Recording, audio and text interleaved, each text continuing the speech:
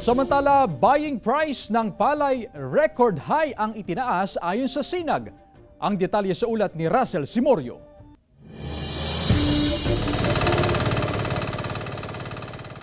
Gumamit ng water pump ang magsasakang si Mang Marlon upang maalis ang tubig sa kanyang sakahan sa barangay Alitaya, Mangaldan, Pangasinan.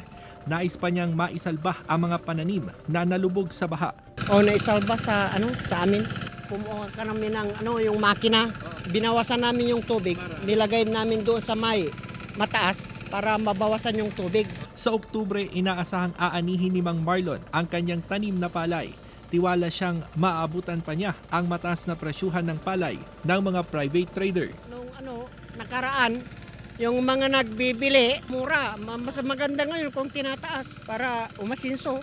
Ayon sa Samahang Industriya ng Agrikultura, nasa mahigit 28 pesos na ang buying price ng palay ng mga private trader ngayong lean months. Kaya ang presyo ng bigas sa mga pamilihan, inaasahang patuloy ang pagtaas. Kasi yung palay, bumibili na sa 28 pesos ngayon, yung dry. So, ibig sabihin nun, tataas ulit yung presyo ng bigas.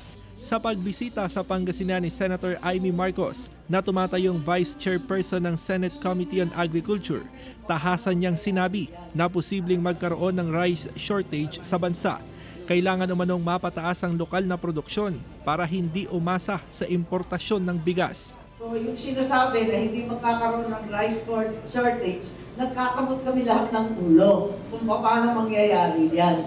Talagang magkakaroon ng shortage. Kasama si Henry Domencil, Russell Simorio, One North Central Luzon.